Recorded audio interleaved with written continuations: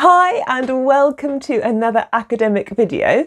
This week it's all about what you do as a lecturer or a professor when you know that you're not going to be able to teach class.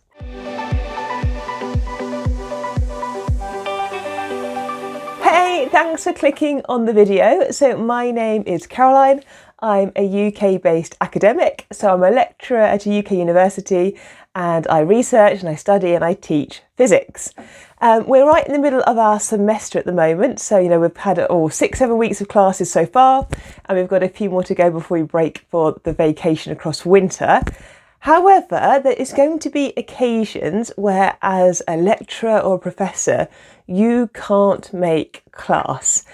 Sometimes you know about these in advance and sometimes they may just crop up during the term. So I thought I would share at least how I tackle when something means that I'm not going to be able to meet my students and give my class.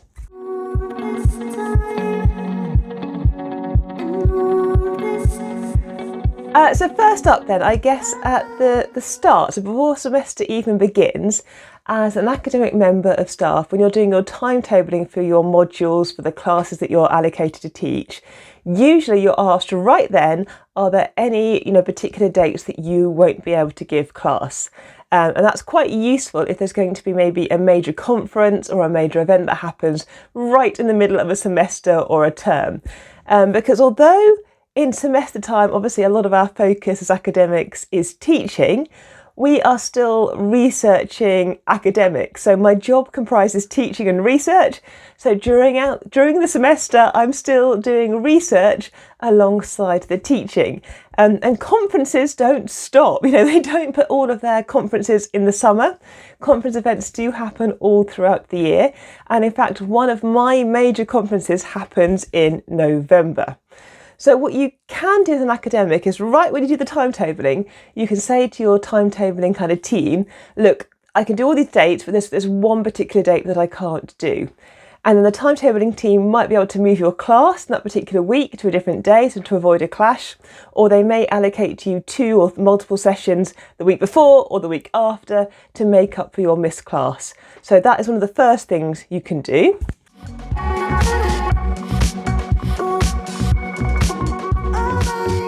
Another thing you can do if you know that you're going to need to miss a class is to actually ask in advance for another lecturer to cover your class sessions.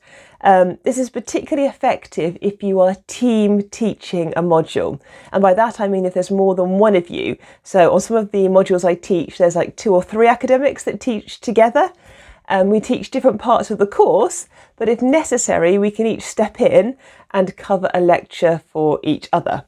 So if you're doing a team teaching module, or if you've got like an established kind of colleague who has taught that course in the past, often they're a really good point of contact to go to say, hey, look, I'm really sorry, I've got this big conference event. It's really important for myself and my PhD student. Would you be able to cover my class for me? Now, there is an etiquette with this, I guess. Is that what you don't want to do is create lots of additional work for another academic member of staff. Otherwise, they're not going to want to cover your class again in the future.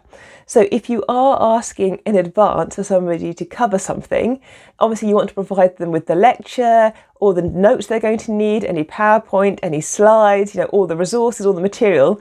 So literally they can just read it, tweak anything they want to tweak for their particular style, and then just deliver the content. You want to avoid, I guess, asking somebody to write and deliver the lecture. You just kind of want to ask them to deliver the lecture and you do all the writing bit in advance. Now, that's all well and good when you know you've got an event coming up and therefore you can plan for it and you can provision for it, before the semester or the term even begins. But sometimes something will pop up mid-semester and you need to do something a little bit more kind of reactionary to kind of solve the problem that you can't make it to a particular class.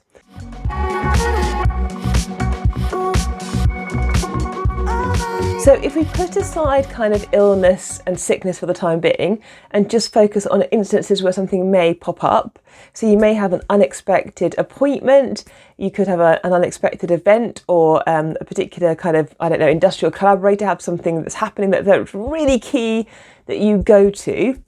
This is when you kind of need to tap in to your network of academic colleagues slash kind of academic friends. So what I mean by this is, within my university and my department, everybody's lovely and friendly, everybody gets on with each other.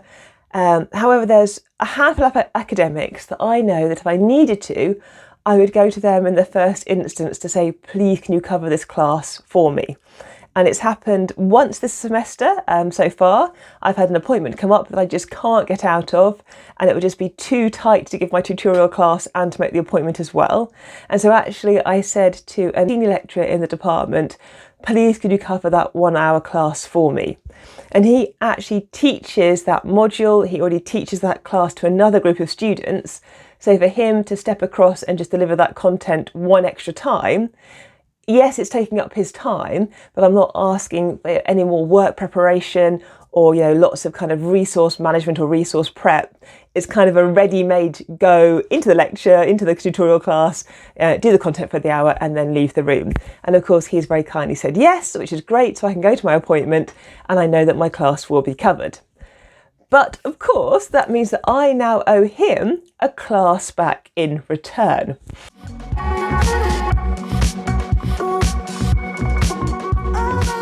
So it'll be interesting to know this is how it works at your university, but at our university, at least in my department, this is how we kind of work it. So because somebody has covered my class, now effectively I owe them a class back at some point during this semester or next semester. So now he might come to me in the future and say, actually, I can't now deliver this lecture, or I can't give this tutorial class. Would you mind stepping in and delivering it? And of course, if I can do it, I will say, yes, you covered my class. I'll now return the favour and I will cover your class. And it can get a bit complicated sometimes. So 2 years ago, 3 years ago, before the pandemic, before kind of COVID started, I did an in-person class for a colleague. I covered their kind of teaching for them. So I was therefore owed a class back in return. But then my other colleague needed a class covered for his kind of students. So let's give it some letters. So I am academic A, and I covered the class of academic B. So now academic B owes me, academic A, a class back. However, my professor friend, academic C, knew that he was going to be away for a particular meeting and needed his class covered. So what we did was he used my ticket up that I'd earned from academic B by covering their class, and academic B covered academic C's class. So basically, I didn't get the favour repaid back to me. Instead, I kind of passed it on to my professor, who then used the favour back for his class instead. That particular professor has helped me loads in the past. We do lots of collaborative work together. They've helped me set up my own laboratory in bits and pieces. So obviously, it's nice to be able to say, hey, take my freebie ticket from this particular academic and have your class covered back in return. So there are kind of like deals and trades you can do within the department to kind of make it all fair so everybody gets their classes covered. If you are sick, and we are human, it's the middle of flu and cold season, people will become unwell, unfortunately, and just need to miss a class or two through to ill health. The universities are usually very good at reacting to that. So you can contact your head of department, your line manager, the timetabling coordinator, and you can say, look, I just can't physically do the class today. I'm just not well enough. What can happen is you might release online materials instead if you have them to hand, or they might postpone your lecture if possible and give it at a different time. They could look to try to extend one of your forthcoming classes to make it a bit longer to make up for the lost time, or they might get another academic to cover the material that you were going to teach. So, there are definite and immediate options that can happen if you are just unwell and you just can't get in to give your class. And actually, if you are more seriously unwell as well, sometimes things happen and you need to be out of the classroom for a period of time. Departments can be brilliant. Colleagues can be absolutely amazing at just stepping in at really short notice and covering things to allow another colleague that space and time to kind of put their health and welfare first and then come back into the classroom. So this video isn't really about the kind of the health and the welfare and the kind of the need to miss a class due to health issues. I guess this video is more about when you need to miss a class due to appointments, conferences, being called unexpectedly away with work, or needing to travel unexpectedly with work, and how you deal with those instances throughout your semester.